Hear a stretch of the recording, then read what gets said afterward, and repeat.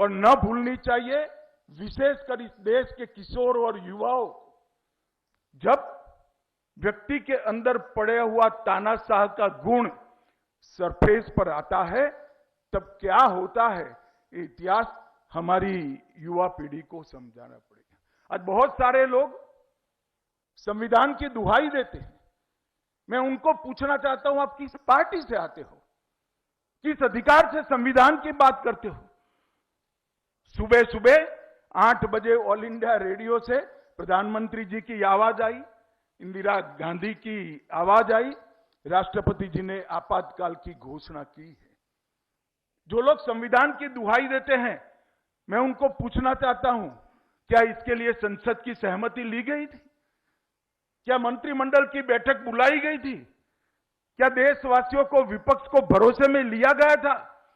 और लोकतंत्र की बात करने वाले लोगों को मैं पूछना चाहता हूं, आप वही पार्टी और वही पार्टी से जुड़े हुए लोग हो जिन्होंने लोकतंत्र के रक्षक की भूमिका से लोकतंत्र के भक्षक का काम किया था। मित्रों, एक प्रकार से आपातकाल के कारण बताए गए, राष्ट्र की सुरक्षा कारण बताया गया, परंतु इसका मूल कारण सत्ता की सुरक्षा था। जयप्रकाश नारायण ने इंदिरा गांधी जी की राजनारायण जी ने इंदिरा गांधी के चुनाव को इलाहाबाद हाईकोर्ट में चैलेंज किया।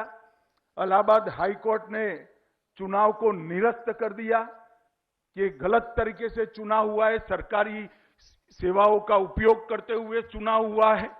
और उसके बाद एक टेक्निकल ग्राउंड पर देश की सुप्रीम कोर्ट ने स्टे दिया। स्टे क्या दिया कि आप प्रधानमंत्री तो बन सकते हो, चालू रह सकते हो, परंतु आप संसद में वोट नहीं दे सकते हो। इंदिरा जी प्रधानमंत्री बनी रही, उनको संसद में वोट देने का अधिकार नहीं था।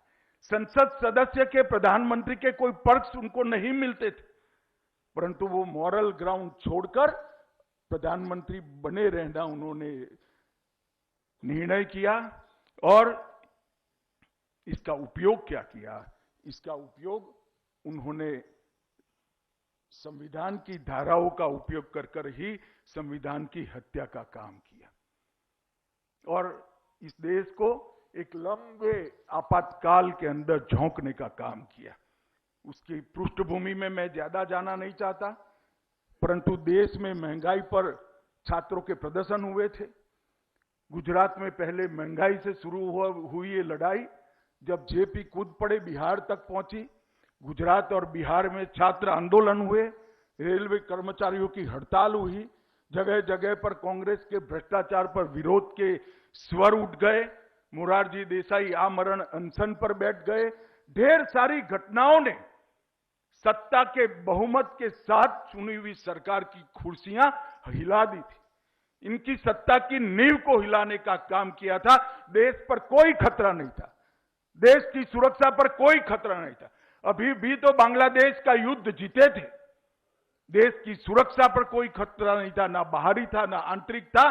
खतरा था तो इंदिरा गांधी की सत्ता पर था और जनता जागरूक हो गई थी। उन्होंने कहा कि हमने भावावेश में जो बहुमत दिया है, इसका उचित उपयोग नहीं हो सकता है। और इस सब से परेशान होकर इंदिरा जी ने आपातकाल डाला। सुबह 4 बजे कैबिनेट की आपात बैठक बुलाई गई।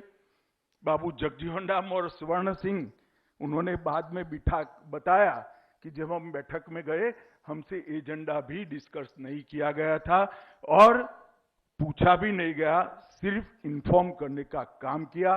गृह सचिव को बुलाया गया और आगे की कार्यवाही के निर्देश दिए गए।